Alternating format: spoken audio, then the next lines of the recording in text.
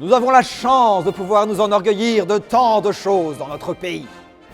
Dans le monde entier, la France est réputée, entre autres choses, pour sa gastronomie, ses vins et pour sa danse classique. Danse classique. Danse classique? Il a dit danse classique? Non. Je ne sais pas. Il n'y a vraiment que les Français pour ne pas le savoir. Saviez-vous que la terminologie de la danse classique est française? Que c'est le français qui est utilisé pour nommer les pas de danse et les enchaînements? Ainsi, de la Russie au Japon, des États-Unis aux îles grecques. Où que vous soyez sur le globe, on parle... Sovesha, Gargouillade. Podebouré, Faille. Ramasser. Assemblée, Cesson. Balloté, Rondéjean. Petit battement, Pas des basques. Développé. grand battement, Tendu. chassé, Épaulé. développé, balloté, Entrelacé. Dégagé. ramassé, Dégagé. Alors pourquoi la terminologie de la danse classique est-elle française?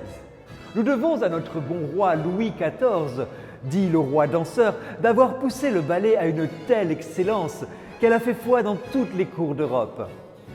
Pauvre Louis, que faisons-nous de son héritage? Nous venons de le voir, le monde entier nous envie notre suprématie en matière de danse classique. Le public français adore les grands ballets. Gisèle, Don Quichotte, le Lac des Cygnes, Coppelia, Casse-Noisette, La Belle au Bois dormant. Ainsi, chaque grand théâtre français qui programme un grand ballet classique est assuré de faire salle comble. Sympa, n'est-ce pas? Pourtant, actuellement, dans notre pays, seuls les Parisiens et les Bordelais peuvent voir la totalité de ces grandes œuvres qui font notre patrimoine culturel.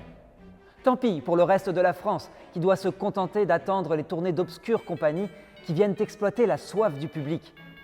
En proposant des spectacles médiocres, où les danseurs sont exploités dans des conditions effroyables.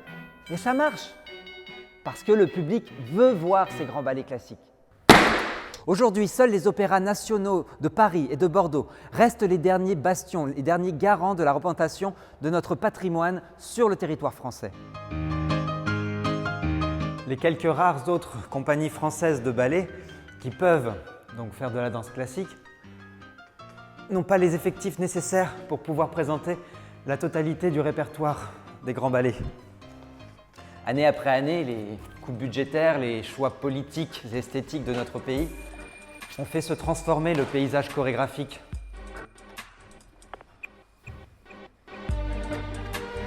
Le nombre de danseurs permanents s'est réduit dans chaque grande ville de France. Et le public, s'il peut à loisir voir des œuvres contemporaines, n'a en revanche plus accès à la danse classique.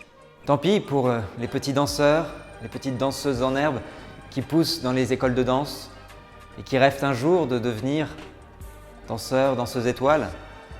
Tant pis pour notre histoire nationale. Nous avons en France parmi les meilleures écoles de danse au monde, mais plus les débouchés.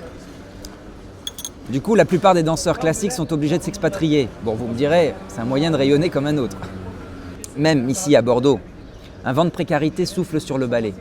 Une diminution des effectifs entraînerait une diminution de la qualité des représentations des grands ballets du répertoire classique. Ainsi, nous ne serions plus en mesure de donner des lacs des cygnes. Un lac des cygnes, ça ne souffre aucun impair. Pour les maîtres de ballet et les danseurs permanents, il est difficile de former en un minimum de temps, 2 semaines en moyenne, les danseurs qui nous rejoignent, les intermittents, qui ne sont pas encore aguerris à l'excellence de l'Opéra national de Bordeaux. Si derrière une flopée de cygnes, on peut à la rigueur cacher quelques jeunes canards, au final, le public n'est jamais dupe. Tout comme la gastronomie et les grands crus, la danse à Bordeaux est et se doit de rester une vitrine de l'excellence. Pour le moment, Bordeaux, ville d'exception, est la seule ville de province en mesure de proposer, en plus de son architecture et de ses vignobles, l'authenticité de la danse classique à la française. Bordeaux est le premier ensemble urbain distingué par la Commission du patrimoine mondial de l'UNESCO. Nous en sommes fiers. Bordeaux, ville élue la ville la plus attractive du monde par le célèbre Lonely Planet. Mais c'est la première fois que le titre est décerné à une ville française. Et c'est justifié. Bordeaux est sa place mondialement reconnue comme site d'excellence en matière de tradition du goût, concrétisé dernièrement par la nouvelle Cité du Vin. Nous applaudissons. Bordeaux est aujourd'hui identifiée comme l'une des villes les plus remarquables du point de vue de son offre culturelle, peut-on lire dans les pages de Bordeaux Magazine. Et c'est cette même ville qui voudrait, si elle amputait les effectifs de son ballet, s'interdire la programmation de ballets de prestige.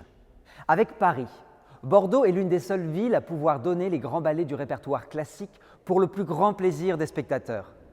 Pour preuve, 22 représentations de Coppelia en décembre dernier et une salle toujours pleine. Alors préservons notre patrimoine culturel avant qu'il ne s'effrite complètement. Le Grand Théâtre de Bordeaux, c'est quand même celui qui a vu naître le plus ancien ballet pantomime du répertoire mondial, La fille mal gardée de Jean d'Auberval. C'était le 1er juillet 1789.